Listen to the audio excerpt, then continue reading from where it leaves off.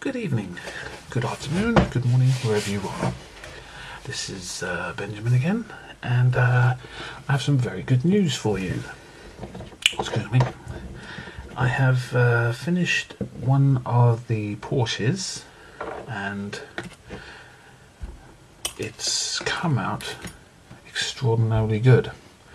I didn't think it would come out so good, because usually you don't get this Porsche in this livery, but I will show you the Porsche. It's the 911 GT1, and here we go, all finished. There. Oh, bring it into the centre a little bit, and there we are. And if you can just see, it's got the tiniest little aerial there. And there's the rear. Just put it in a little bit closer. And there we are. Really, really sweet, to say the least. There you go. We've got a few sort of like, I don't know if you can just see in the centre of the wheel. It's just a slightly bit orange. Yeah. Now, if you see, I had a real nice time building this. I think for the most part this is now finished. Excuse me. There we go. Now, I will be having a 934 finished, hopefully in about a day or two. I've just got to do a lot of masking with the fluid to do the plasticky black bits on the outside on the body shell. I'm having a little bit of a hard time trying to mask them off because they're a little bit more intricate than I first thought. Other than that, it's not too bad.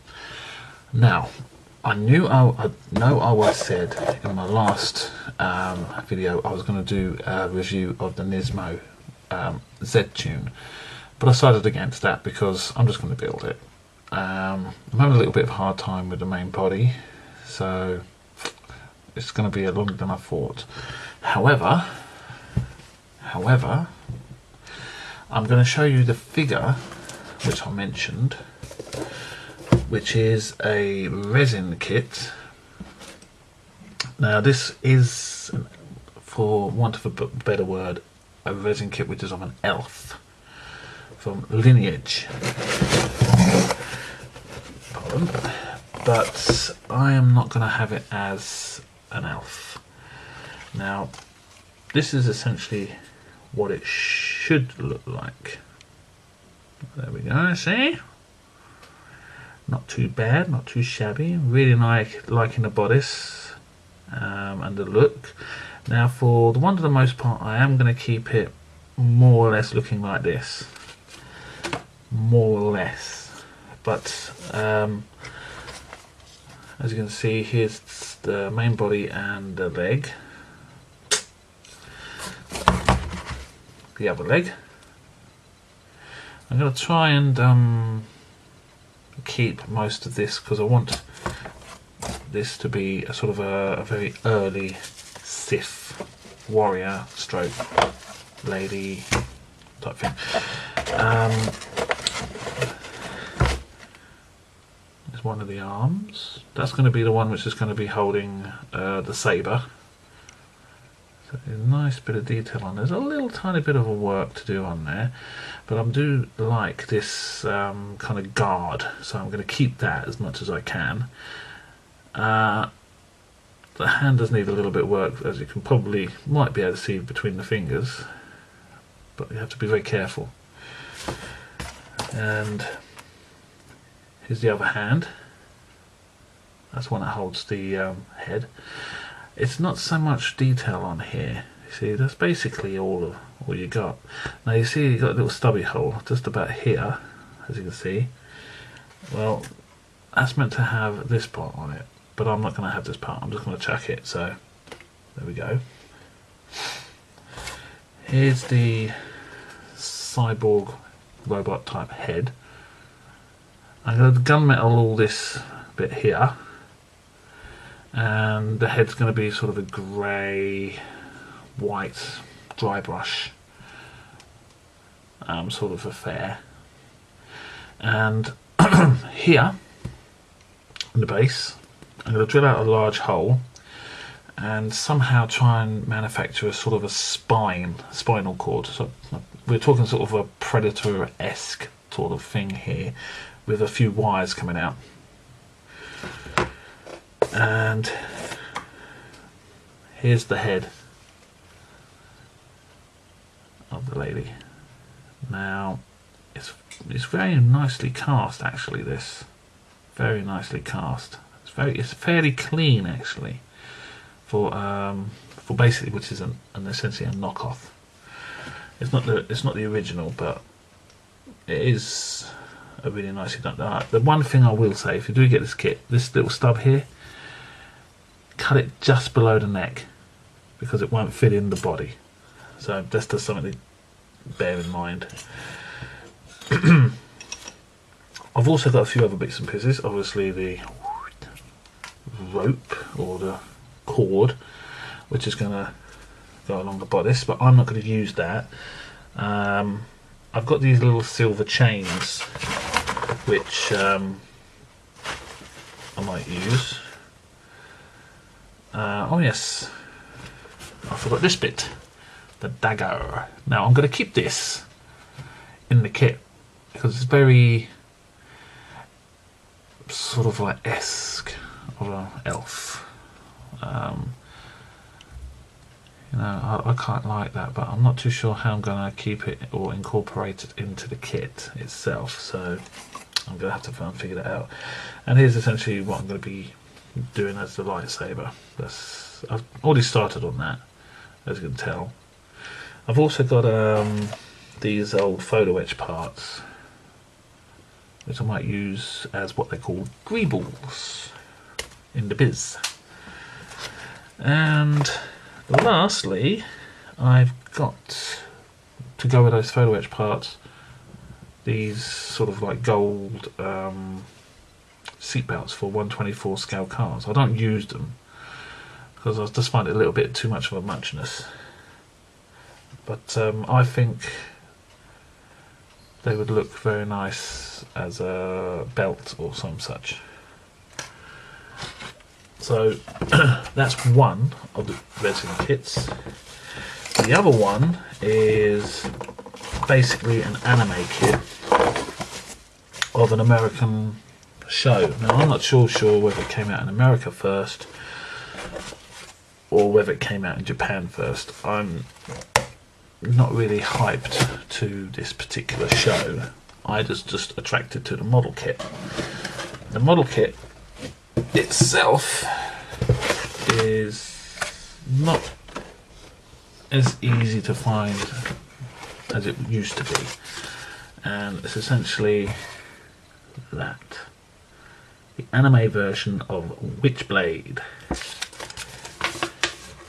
Now just forget that it did actually come from HM4U, like Media for You, but I bought it second party, so to speak, and lots of brown paper, but it was extraordinarily well packed. Now this has been festering away on my shelf for about 6 months now, something like that, and if you look at the parts here,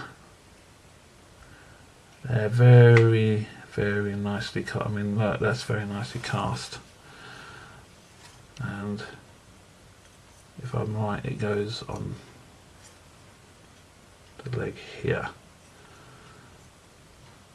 like so.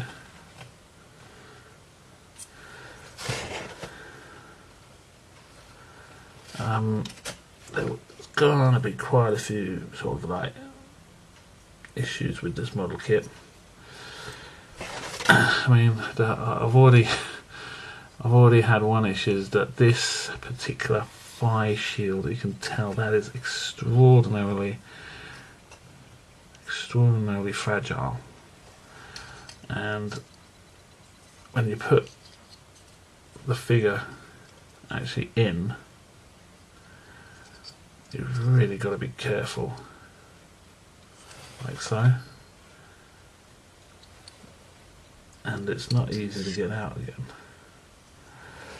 I'll just put them over there. Now here's the main body, very nicely coloured. I always think they always do the boobs a bit too big, but I'll leave that up for you to make your mind up. Now, some of these parts I haven't even taken out yet, but you'll probably get the general gist. This is basically the hair. Well, no, that's actually the sword she uses. As you can see, there's a small version and a long version. I may do the long version because I just think it looks a lot nicer. Here's the two hands. You've got what I suppose you could say is the claw hand here. Yeah, there we go. The claw hand. Real nice moulding on the shoulder armour there. Really nice. And you've got the normal hand, which is again some real nice moulding. Also, some really nice moulding there. Now the claw hand here, you see, is where the sword goes, I think. Yeah, that's right. The claw hand basically has the armour merged in with the main weapon. I've got a few other parts here still in the bag. There's some more of the hair. Might be able to check that out. And even more hair, and the head in there. And these are the pieces of hair that go around the body, over the top and the sides. I think that might be essentially it. Yeah, that's essentially it.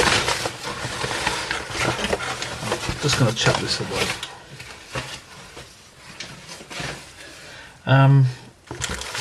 So what do I think of the Witchblade kit? Complicated, to say the least. Will I be able to do it?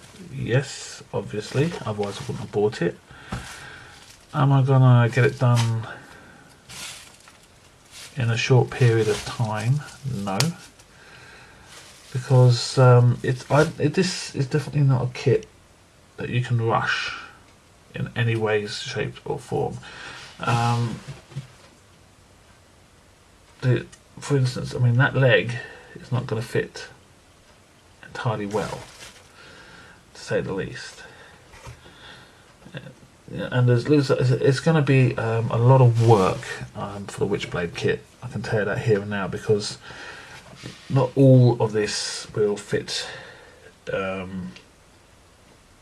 immensely well. I mean, there's quite. I mean, for instance. I mean, look at the gap on that shoulder, just there. It's going to be a lot of seam work. But when you buy resin kits, you have to bear that in mind. I don't know, I mean, the colour scheme, if you look, it's not a lot. I mean, I know there's plenty of people out there who like to accentuate the skin tones by making shadows and the like. I'm not one of those type of people who likes to do that. I prefer just to give the basic anime skin tone. Tammy do a very nice one, which is flat flesh. Okay, flat flesh. XF15. Very good for the like I said, the skin tone. I will be using my trusty Plasticoat primer in white because a little bit of advice: if you're ever going to do a resin kit and it's an anime kit, always do the primer in white. Okay, well that's all for now, so I'll catch you later. Cheerio.